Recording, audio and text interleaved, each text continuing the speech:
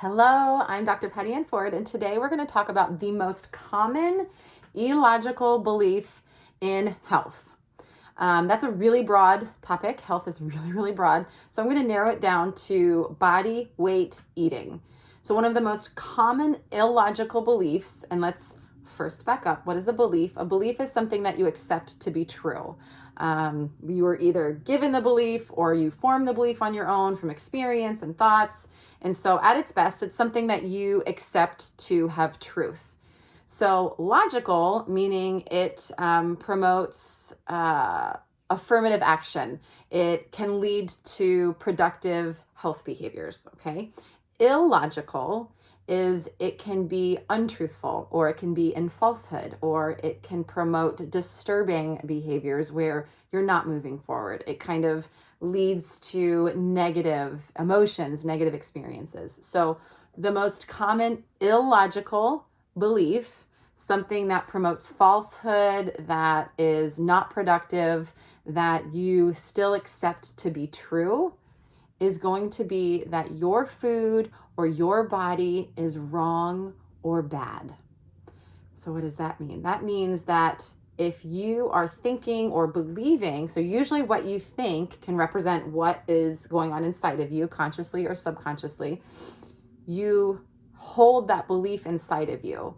And so if you're saying it out loud, it's probably somewhere in here, somewhere in your body. If you are saying that there's certain foods that are bad, now this is going to be a little nuancy. If you're saying Oreos are bad, McDonald's is bad, Cheetos are bad, different things are bad, what can happen is if you were then to engage in an eating experience with that food, you're like, oh, I'm a bad person. I feel bad about my choices.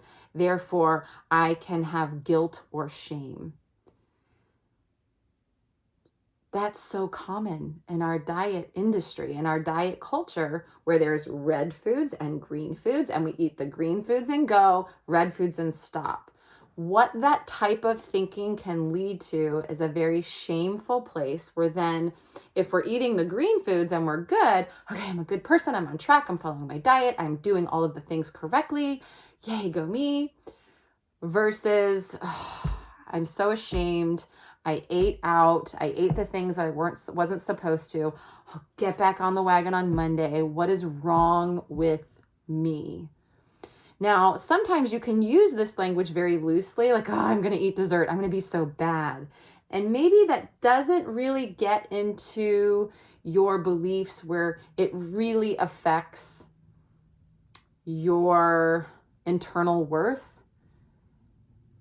but it probably is affecting something else. If you're having this duality that your food choices hold a morale definition of you, you want to be cautious and maybe shift that belief to food can contain nutrition or nutrients that can promote health, but it doesn't necessarily mean it's good.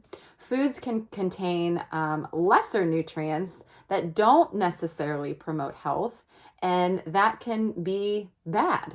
That can be non-nutrition, but it doesn't necessarily mean it's bad. I'm twisting up my words. What you can then shift to is this, well, then all food fits. All food is neither good or bad. It's your thinking that makes it so. And that's a quote from Shakespeare. And if we can think that all food can be nutritious and delicious, there can be an ingredient such as joy, where Cheetos can contain a nutrient joy, because when I was little, Cheetos were one of the favorite foods that I ate with my father, who is now passed away, at a picnic that him and I just got to go to as a little girl, and it's some of my favorite memories. So when I engage in eating in Cheetos, it makes me feel really comforted.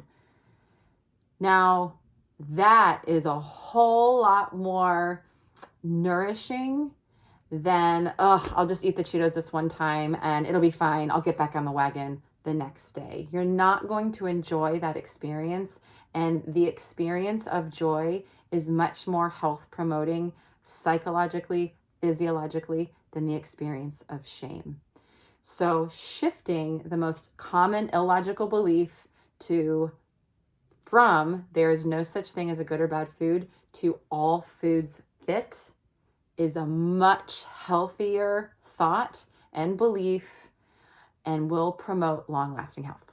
If this was of value to you, like and subscribe along to my YouTube.